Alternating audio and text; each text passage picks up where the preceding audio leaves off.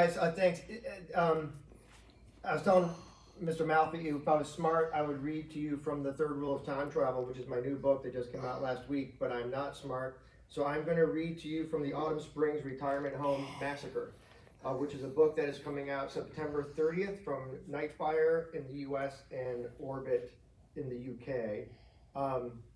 And a very quick setup is that this book is about the two main characters are Rose Dubois and her friend Miller, and there have been a series of mysterious deaths at the Autumn Springs Retirement Home, and Rose, Miller, and their two friends have decided to look into some suspicious activity.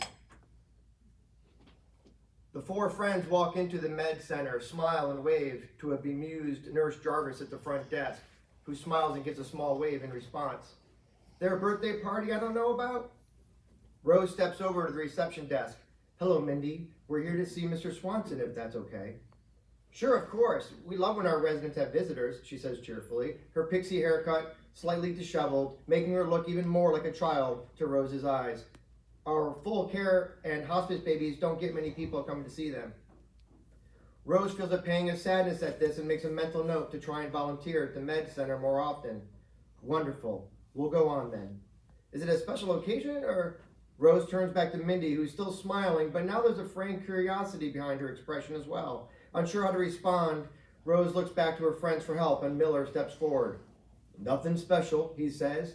Mickey just wanted to introduce us is all. Mindy's eyes shift to Mickey. That's so nice. One can never have too many friends, don't you think? All the time, Rose says. She gives Mindy's perplexed look a goodbye wink, then follows the others towards the doors leading to the full-time care rooms. As they cross the clean linoleum floor, past the clinic white walls and bland beige doors, Rose tries not to think about the future, about getting to a point in her life, likely sometime in the next 5 to 10 years, when she might also be forced to leave her comfortable apartment with the plush carpeting and full kitchen, warm colored walls and soft bed, her art and books, her independence behind. As they pass through the doors and enter the sterile hall of full-time care, with the sharp smell of bleach reaching her nose, she tries not to think that one day this could be her home, that she will need help to do basic things like use a bathroom or make herself a meal. Lots of folks never need such care, Rose thinks as they continue. Lots of folks die happily at home after cooking a steak dinner and reading Faulkner. Some of us humans stay healthy and spry into our 90s, and there's nothing to say or do about it other than eat well, exercise as best you can, and know that some of us are lucky and some of us are not. And that's the truth of it. As for me, I'm going to be lucky, she thinks, no matter what. Here's his room, Mickey says. Hold on. He knocks lightly on the closed door, and a moment later a voice calls out from inside. Yeah? Hey, Stan, it's Mickey. I'm here with some friends. Well, don't stand in the damn hallway. Come on in, the voice says, and Mickey turns to offer a bashful smile. Not sure if you guys have ever met Stan, but he's a trip, so be prepared. Rose and Miller share a glance, but Gopi nods. Okay, sure. Mickey opens the door, and they all step inside. The sound from a TV perched against one wall fills the room, and all heads turn instinctively toward the screen, where a man is enthusiastically relaying images of ancient Egyptians and somehow tying them into a story about alien spaceships. You still watching this stuff, huh? Mickey says, setting his big frame into a lazy boy. Rose takes a moment to study the room more closely, curiosity taking over briefly for politeness. She'd seen the full-time care rooms before, but they're all a little bit different. Like the apartment housing, some have bigger floor plans, some smaller.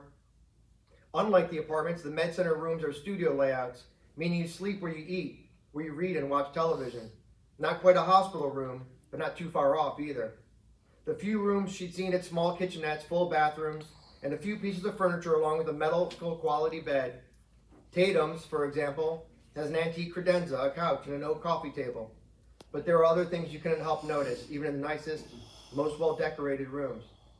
For one, there is always a clear path from the hallway to the bed, wide enough for a wheelchair or a gurney. Second, the floors are smooth and obviously fake, hardwood, no ridges, no seams, no wood at all, but a tough linoleum made to look like wood to help give the illusion of warmth. There is always at least one window with a nice view, and of course, each room is a good-sized wall-mounted television, the ultimate way to pass the time, as one waits for each precious day to slide on by and disappear into the ether of the past. Stan's room appears more lived in than the other room she's seen. There's a bookcase crammed with paperbacks, a stack of DVDs on a weathered-looking dresser below the television, and assorted bric-a-brac strewn on almost every surface. In addition to the currently occupied lazy boy, he also has a small couch and coffee table, a tiny dining room table that juts from one wall, two uncomfortable-looking metal chairs set on either side. Stan himself is short and skinny, with a mat of white stubble atop his bulb-shaped head, a thick tangle of white fuzz on his cheeks and chin. He has large, ever-searching brown eyes that are undercut by dark shadows and prominent cheekbones. He sits straight back in his bed, legs folded beneath him, eyes glued to the too loud television. To Rose's untrained eye, she thinks that Stan doesn't look to be all there. If she were pressed to put a word to it, she might suggest that Stan looks high. Hey guys, Stan says distractedly, eyes bouncing from the TV screen to the faces of his visitors, to the window and back to the screen, all in a matter of seconds, in a non-synchronous repeating pattern. Gopi, close the door, would you? Mickey asks. Gopi, still standing halfway in, halfway out of the room, nods nervously, steps inside and closes the door behind him. He crosses his arms neatly and comes no further. Miller sets his lanky frame into one of the metal chairs next to the dining room table. He glances over at Rose, who thinks Miller looks uncharacteristically uncertain, his eyes asking unspoken questions. You gonna sit, or are we gonna run like hell? Rose gathers her wits, strides determinedly over to Stan's bed, and thrusts out a hand. Hello, Stan. I'm Rose Dubois. Stan looks at her hand, then up to her face, and smiles warmly. He shakes her hand gently, his skin soft and dry, then pulls it back into his lap. Sorry, I'm a little bit out of sorts today. It's quite all right. Thank you for having us. Rose points to Miller. That's Miller, if you don't already know.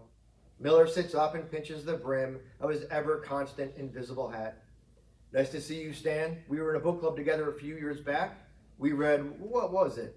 Stan's smile grows wider, and Rose sees a warmth there, an intelligence, and realizes that she likes this man, even if he does seem, how did he put it? We read Don Quixote. Man, that thing was 1,000,000 pages, but funny as hell. Miller chuckles. Right, that was a good one. Rose points toward Gopi, still standing by the closed door, and that's Gopi Sharma, another friend. He used to make movies. To his credit, Gopi takes a couple more steps into the room, waves a hand. A pleasure, he says, giving a near imperceptible bow. Do you guys want coffee or a soda? There's a fridge over there, Stan says, pointing to the small kitchenette. We're good, Stan, Mickey says, sitting up as best able within the cushioned sinkhole of the lazy boy. Would you mind pausing your show? I'd like you to tell these guys about what happened the other night. Stan's smile disappears. His face drains of blood.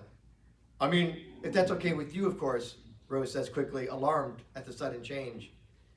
No, yeah, it's fine. Stan presses a button on the remote control, and the sound from the TV cuts off, which seems to leave the room itself paused, deadly quiet, as if none of them are quite sure how to... And Rose sits down on the edge of Stan's neatly made bed. Do you mind? Oh, of course not, Stan says, but it appears to be growing more nervous by the second. Let's start at the beginning, okay? Mickey says. Stan, why don't you tell us all about what happened, with the letter and the visit. Stan laughs uncomfortably. You guys will think I'm crazy as a loon. Hell, who knows? Maybe I am. You don't seem crazy to me, Stan, Rose says soothingly, fixating on Stan's eyes, the pupils of which appear fully dilated. They must keep the folks here on some serious meds. Thanks for saying so, Stan. But it is a crazy story. Whatever you tell us, Miller says in his authoritative lecture hall voice, his trust me voice, as Rose likes to call it, we'll stay in this room. No one here will breathe a word of it. That's a promise. Stan nods, then drops his head a moment as if considering. When he looks up, Rose notices some color has returned to his cheeks. Okay, then. He points to the small end table next to the lazy boy. Mickey, the letter I told you about is stuck into that top book. Can you grab it and pass it around? Mickey pulls a tri-folded piece of paper from a hardcover book, opens it, then pries his body out of the cushioned chair and walks over to Miller, who begins to read, brow furrowed. What's in the letter, Stan? Rose asks. Proof, Stan says, then shrugs. Proof that what I'm going to tell you isn't a lie, that I'm not batshit crazy. We wouldn't think that, Rose says. Who's it from? Stan watches Miller as he reads, then turns his eyes back to Rose. The United States government, Stan says with a lowered voice, the quirk of a smile playing at the corner of his lips.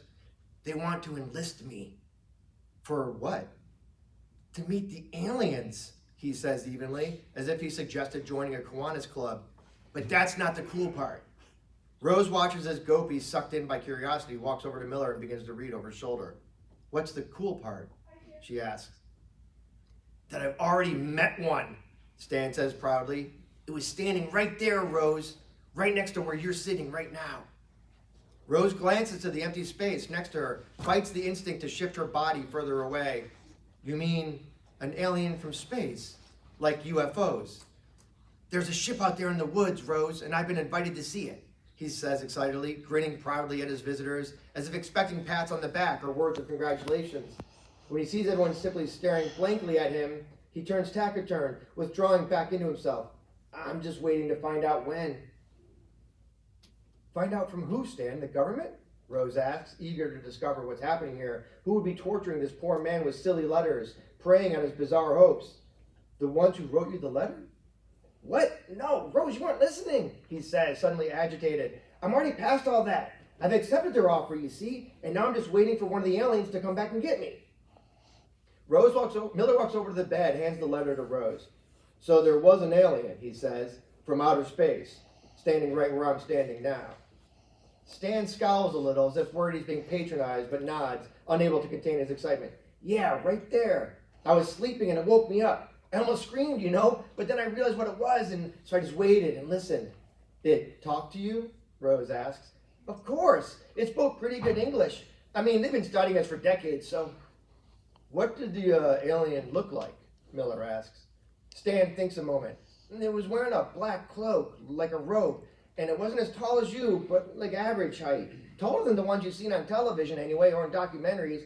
It had a big gray bald head and black buggy eyes. To be honest, I thought it would be green, but more and more grays have been sighted in recent years, so I suppose it makes sense. Totally, Gopi mumbles, and Rose gives him a hushed look. What's weird, Stan continues, apparently not having heard Gopi's quip, lost in his own retelling, is that while I was here, my mind got, sort of fuzzy, and I was seeing all these strange colors. I guess there's like a telekinetic aspect to how they communicate, or maybe they just give off weird energy like an aura. Stan reaches out and grips Rose's hand, looks in her eye like a child telling his mother a wonderful secret.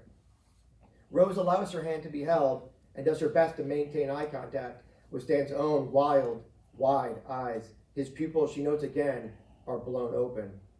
All my life I've studied this stuff, he says, a tear spilling down his cheek. And I always hoped I'd have the chance to actually meet one of them, to see a real alien creature. It's been my dream, Rose, my one and only dream, and now it's happening.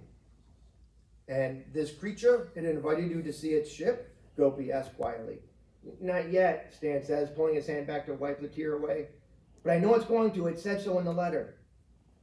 Rose now looks at the letter, notes the printed government logo at the top, but there's no name, no address, nothing more than an invitation to be part of a select group and to respond by the gazebo? What a bunch of baloney, she thinks, but forces her expression to stay neutral as she has two disparate thoughts. Someone is playing a very cruel joke on this man, and we're wasting our time here.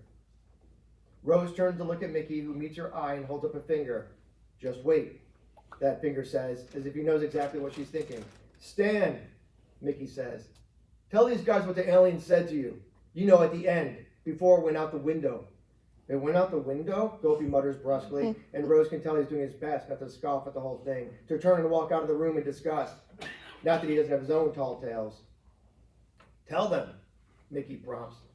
Yeah, that part wasn't so good, Stan says, dropping his gaze to the bed. What? What about it wasn't good? Rose asks. Stan looks up at them, eyes full of guilt. I asked it, if I could tell anyone about the ship, about it. But the creature said no. It said I was the only one who could see the ship, that I'd been chosen. Tell them the rest, Mickey says. For reasons she can't explain, Rose feels a chill tickling the back of her neck, as if a nice cold spider was crawling up her spine toward her hairline. Stan blows out a breath. It said all the others, including you guys, I guess, are nothing but rotting sheep who deserve to die. That it would feed on the entrails of anyone who crossed its path. And, well, then it said it was going to kill everyone in this fucking place, one by one, for its own amusement. Stan turns to look out the bedside window and shrugs. I mean, that was the basic gist.